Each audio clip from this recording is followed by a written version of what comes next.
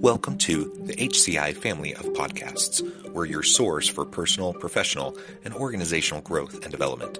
We share our own original research, explore industry trends, and interview executives and thought leaders from across the globe. Join us for practitioner-oriented content around all things leadership, HR, talent management, organizational development, and change management. Maximize your personal and organizational potential with the HCI family of podcasts.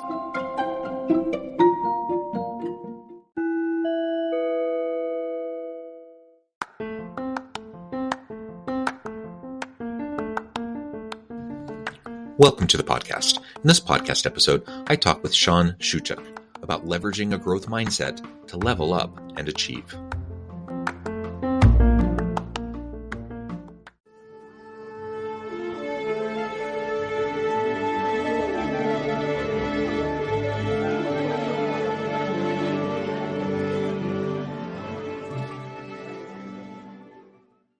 Shawn Shewchuk, welcome to the conversation today. Thank you so much for having me. Yeah, it is a pleasure to be with you. You're joining us from Calgary, Canada, I believe you said. I'm south of Salt Lake City in Utah. And today we're going to be talking about leveraging a growth mindset to level up and achieve. I think a growth mindset is such a crucial mindset toolkit for people, regardless of your role within any organization or whether we're talking about at home or in your community. We need to learn how to better develop, foster, and leverage growth mindset if we hope to be agile and adaptive in this crazy world that we're in, infinitely nuanced and complex and messy, and things seem to be changing at a more and more rapid pace. So growth mindset, I think, is where it's at and what it's all about. As we get started, I wanted to share Shawn's bio with everybody. Shawn Shewchuk is considered the go-to for those entrepreneurs, high achievers, and leaders that are driven to achieve more and collapse timeframes. He is known as the productivity speaker, the number one results coach, two-time best-selling author, and most recently named one of the top 25 speakers of 2022. What a tremendous background. Anything you would like to highlight from your background or personal context before we dive on in? You know, I'll share this very quickly, and thank you for asking. One of the things that's come out of this that's not really part of, the bio that you read, which I'll do my best to live up to, is we've had a really strong call from folks in the expert space, coaches, speakers, trainers, asking, and it was never our focus or my audience, but folks that want to grow, expand, and scale in that space. And so something that's come over the course of the last couple of years we've done is really put a part of our time into working with folks in that space. There's an unfortunate fact that from a coaching standpoint, most coaches can't afford to pay attention, never mind their bills. And although they may have an incredible story, a lifetime of knowledge, skill, education, and experience, bringing that to bear and actually realizing two things: one, the positive impact they should have on others, and secondly, the monetary aspect for themselves seems to be a big challenge, and due in part to the fact that selling an intangible or something they can't see, feel, and touch seems to present its own unique set of challenges. And so we've invested a lot of time in that. Just a side note, because so many times I probably get about 10 inquiries a week through our website, through our office phone lines, through social media, and it's coaches saying, "Hey, can Shawn help me?" Yeah, I think you've highlighted a really important aspect of the coaching world. It is a challenge, and I know for myself, because I'm a professor, so that's my day job, what I spend the majority of my time doing. But I run my own firm. I do consulting work. I do coaching work as well, things like this podcast. And I know, I could have conversations all day long. I could produce content. I can write. I do all sorts of stuff. I love meeting with people. I hate selling myself. I hate doing the PR, the marketing, that kind of stuff. It's just not what I want to spend my time doing. And I don't think I'm alone in that. I think that's a common mentality for people in the space. You're right. Yeah. Well, very good. Well, thank you for that as a background. Now I'm excited to really dive into this idea of growth mindset and developing, fostering, developing, maintaining that, and leveraging it in the workforce. So maybe start with just from your frame of reference, like what does growth mindset mean to you? I think there's been it's gained, some traction. I think you have Brene Brown and others who have popularized the idea. What does growth mindset mean to you? Why is it important? By the way, she's incredible. I was at an event pre-COVID where she was the keynote speaker in Boston. And so just, you mentioned I'm from Canada, probably about 85 or 90% of our clients and the work we do is in the United States. And I spent, other than, COVID, when travel was challenging, I spent a lot of time down there, but she was amazing. I got the privilege to interact with her a little bit. She's amazing. I'll go back to answer your question. I'll go back a little bit. If we go back through history, all the great thinkers and theologians, philosophers throughout history have agreed on one thing. And the only one thing they agree on is what we think about we become. And I realize I'm paraphrasing that a little bit, but that's the idea behind it. So everything around you, the seat you're sitting in, the car you drive, the home you live in was at one point in time an idea in somebody's mind that moved into physical form as a result of taking some predetermined action steps. And so the reality of what we have to understand is what we're going to engage in, what we think about, the internal conversations that we have are the most powerful things out there.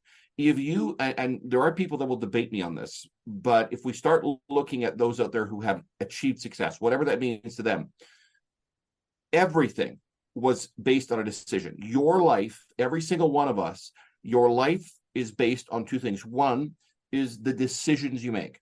Everything in life is predicated on that. And then the second one is life would be really boring, even if you happen to be an introvert or feel you are, without people. Yeah. The relationships that you establish, nurture, and build are the second step in that. You can't build a business without relationships. Every company, every organization is a sales organization. Even if it's a not-for-profit, it's still a sales organization. So everything you do involves sales. Everything you do involves what you think, how you, and who you hang out with. I was having a conversation with somebody the other day, and one of their children was hanging out with an interesting crowd. And he sat his son down and he was having a conversation with his son. And he said, "Do you realize that the people," he goes, "Dad," the child says, I'm essentially immune, right? I make up my mind, I make my decisions. He said, "Well, you may, and you may think you do, but you are organically going to do those things that they're doing." There's some relatively new research that says that everything we observe with our eyes, our brain is creating new neural pathways to help us to achieve what it is we are observing. So if you are observing something that and maybe these are conversations you have private parties, but you shouldn't be doing, you shouldn't be involved, you shouldn't be part of, and there are things we shouldn't be, we are going to automatically start to move in that direction, because how we have been created is that what we observe, we're going to start doing. The longer we observe it, the longer we engage with it. So if we're going to make a decision to say, I'm going to do X, I don't care. In the book, Good to Great, he talks about great, big, hairy, audacious goals. If we're going to start talking about achieving more and doing it in a different way, we have to be able to make change, something dramatic. And, for generations now, we've been talking about goals. And yes, we need to set goals, and it needs to be the right goal. And, if we know how to do something, it's not a goal. The sole purpose of a goal is growth. But the reality of this is it has to be something that motivates, inspires, and scares us all at the same time. And it has to be big. And then what we have to realize is, because we're human, and because we make commitments that we don't always live up to, whether we want to admit that or not, we have to take that great, big, hairy, audacious goal and break it down into bite-sized pieces that we can assimilate and understand and start to work towards. I'm a simple guy. I grew up a farm kid. You can eat a whole apple, but you probably can't eat an entire apple in one bite. So what we need to understand is, you can, if the last year and we'll use money, if you made $100,000 and your goal for this coming year is $1 million, can you do it? Yes. Are you going to have to do something dramatically different to get there? The answer is yes. So a couple things come to mind. Change. Most people avoid change in fear. I have found the only people that embrace change are babies in wet diapers. Outside of that, we don't like to change. Fear. there's this terror barrier that we get up and we have this incredible idea. We're going to accomplish whatever it is. We're going to change the world. And then we see this terror barrier. And it looks like it's far too high to get over or go around or go through. And we go right back to that comfort zone that we've painted ourselves into, that easy chair. Reality is the terror barrier is it doesn't exist. It's paper mache. It's a mirage. We view it differently. And when we start to understand that fear is nothing outside of our heads, there's no fear out here. It exists in here. The idea of making progress and collapsing timeframes changes dramatically. When you make not just a decision, an irrevocable decision, your life changes. Yeah. I love that. And I think owning our humanity that way, like understanding how we are always constantly making sense of the world around us. We each have our own individual personalized reality, and we get to choose largely. I mean, there's all sorts of processes. There's chemicals, there's the brain wiring, there's the evolutionary psychology, like all this stuff. There's like all these things that impact us for sure. And I don't want to dismiss that. And there are external forces impacting us as well. But ultimately, we get to decide how we're going to respond to the world around us and the reality that comes alive in our minds, right?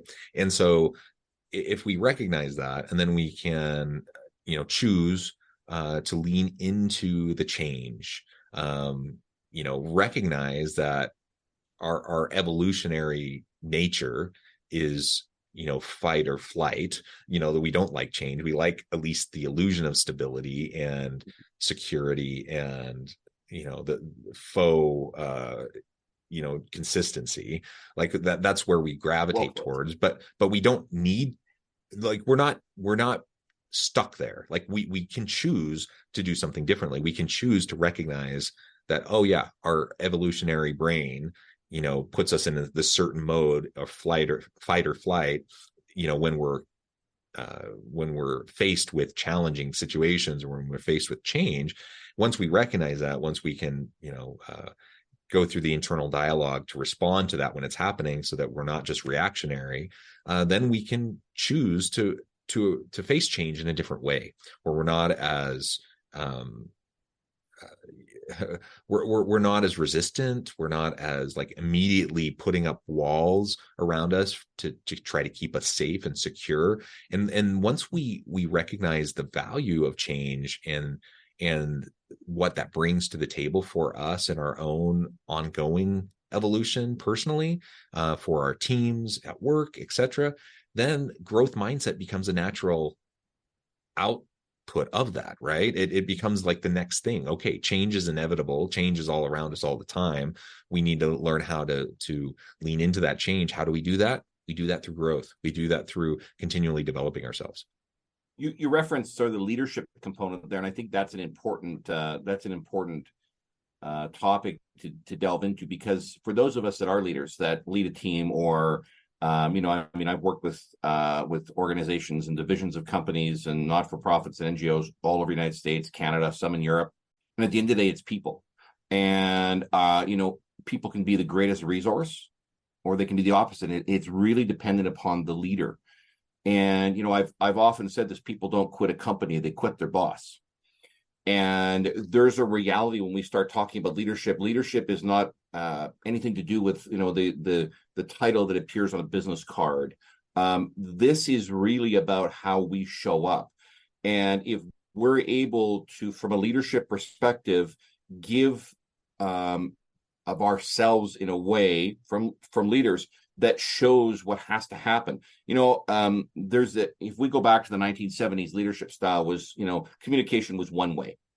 You did this or you got fired. That's just how it worked. It came from the ivory tower down, and that was how it is. Today's leadership style has so progressed so much over the course of the last number of years, if you want a successful team, you want a successful organization, your most important resource is not your office building. It's not your address. Maybe that's important in certain areas, but if it comes down to people, because if you don't have people that contribute at a high level, that have the mindset that we are talking about today in this conversation, you're going to have a challenge. A number of years ago, it was about 5 or 6 years ago, I went out for dinner with one of my kids, and we were coming out of the restaurant, and down the street, half a block, there was another restaurant, and there was a gentleman coming out with his wife and son. And this is a gentleman that used to work for me 25 years prior. And we ended up meeting in the parking lot and saying hello and shaking hands and pleasantries. And I asked him how his business was doing. And he said something interesting to me. He said, "Oh, you know what? Things aren't very good. My staff are driving it into the ground. The staff don't drive anything into the ground." Yeah. Right. The leader is leading it in that direction, or maybe not. And that's part of the challenge. So when we start talking about progress, and we start talking about change, we start talking about success at any level, everything starts in the 6 inches between our ears. And if we're going to have a successful company, a successful team, if we're going to build something extraordinary, it all starts in the 6 inches between our ears. And when we make that decision, we talked about a moment ago or a few minutes back on the irrevocable side of things, we say, this is the outcome that I'm going to achieve. And we tie a finite amount of time to it. Human nature is we'll fill whatever time we're given. So if we say, I'm going to hit, and we talked about a dollar figure, let's say $1 million, and you're an entrepreneur, let's say, for example, I'm going to do $1 million in 2024.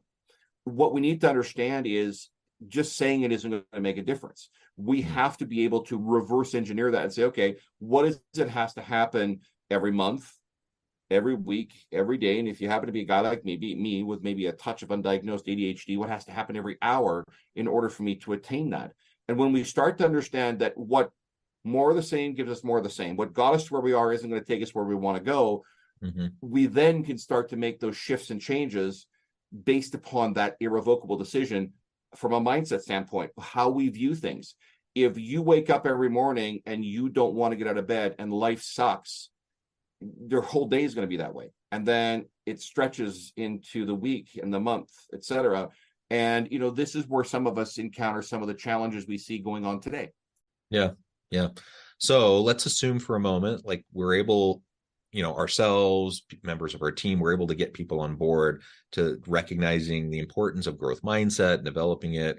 Then it becomes like proactively, how do we go about exercising that muscle, right? And developing that skill.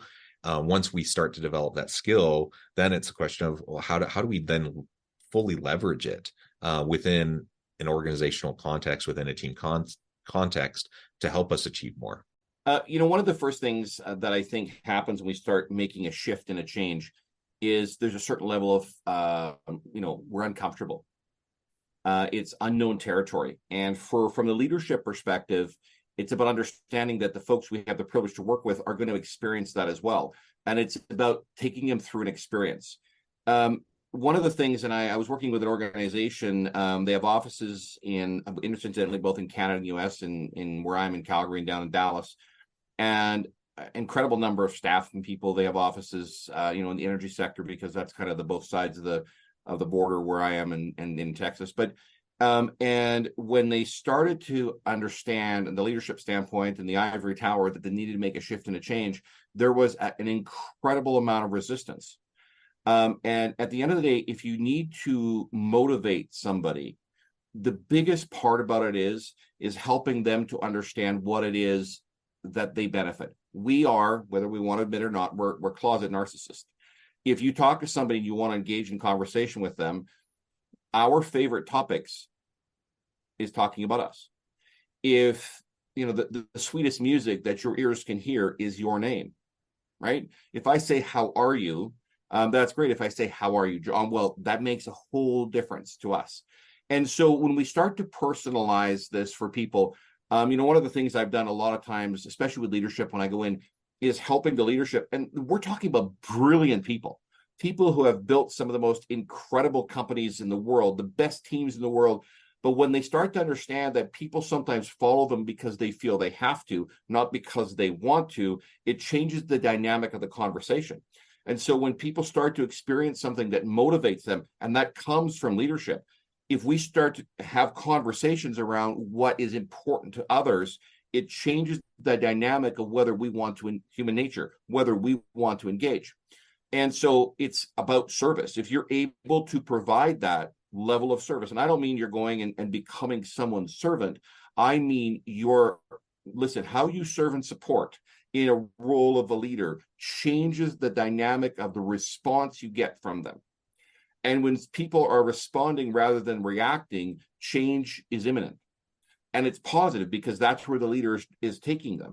Does that make sense? Yeah. Yeah, absolutely.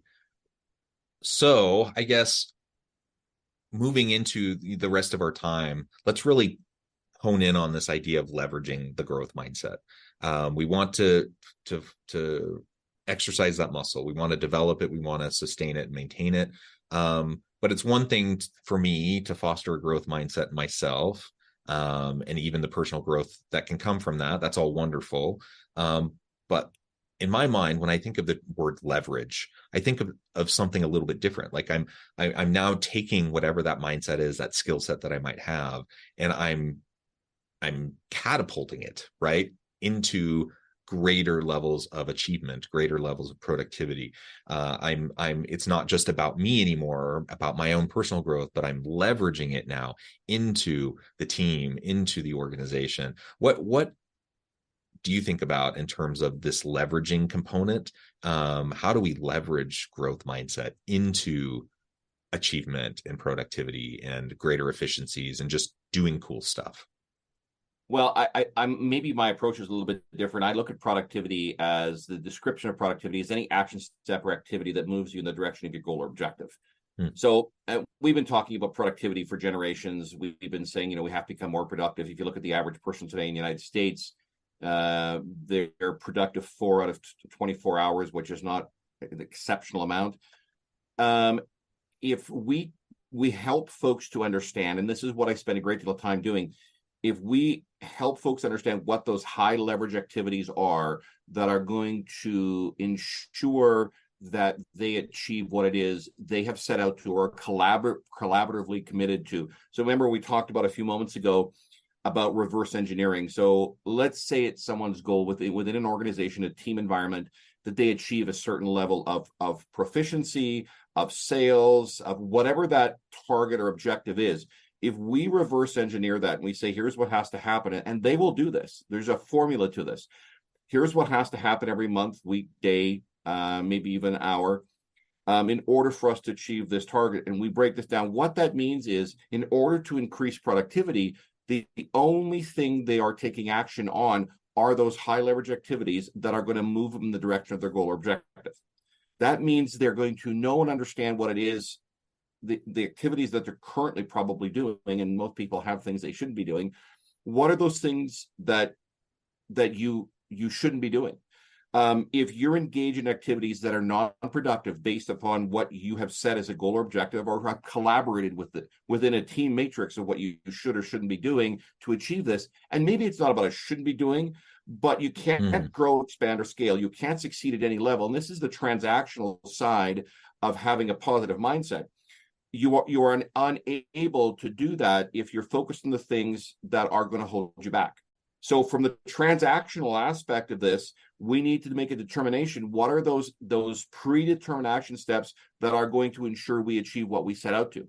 And then we commit to that based on a time frame, whatever that happens to be, to achieving those. Now, there are a lot of people who don't want to talk about this because this is where rubber meets the road, and this is the tough conversations. Yeah. It's great to talk about the flowery side of this and say, I'm going to achieve X, Y, and Z. But X, Y, and Z do not happen unless we come back to those, sometimes what is considered the tough conversation, to say, I have to make a shift and a change. In other words, I'm not going to achieve this if I'm doing, A, B, and C. So A, B, and C are now off the table. D, E, F are those areas that I need to engage in every day. And typically it's 3 high leverage activities that we're engaged in on an ongoing basis. If we look at truly successful people today, they work kind of what's been promoted as a law of threes for the last 50 or 60 years. But truly successful people only focus on 3 things at any given time that are going to move them forward.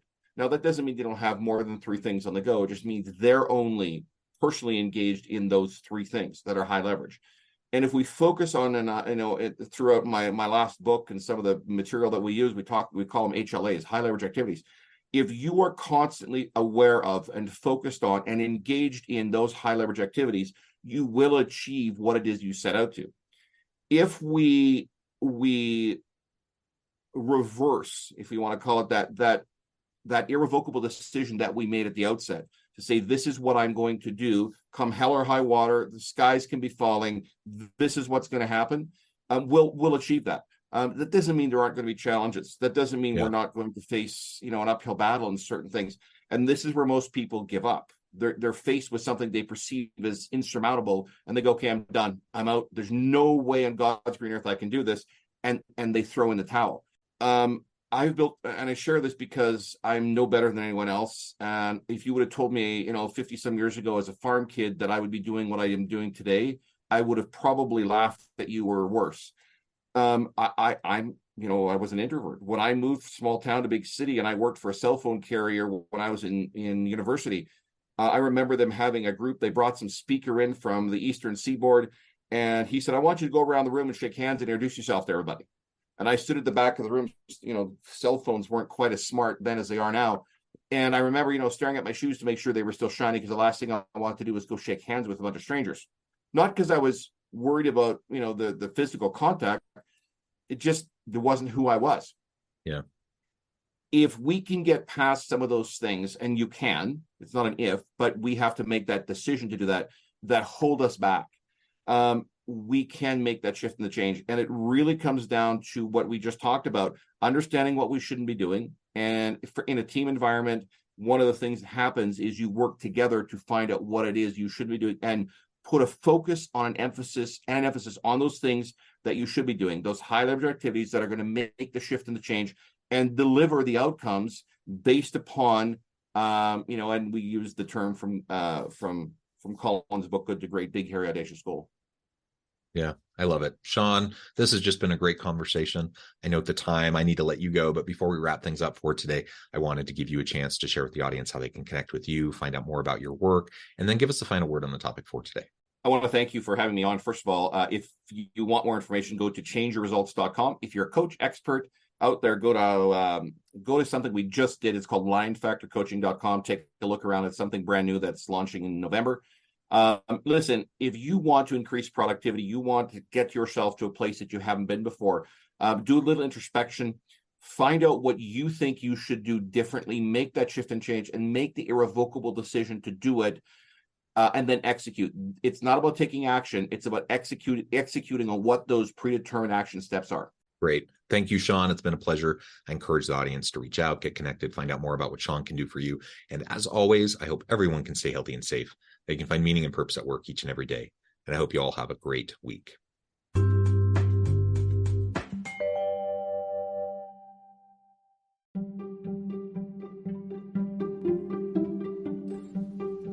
Thanks for joining us for this episode of the podcast. We hope you stay healthy and safe, and please join us again soon.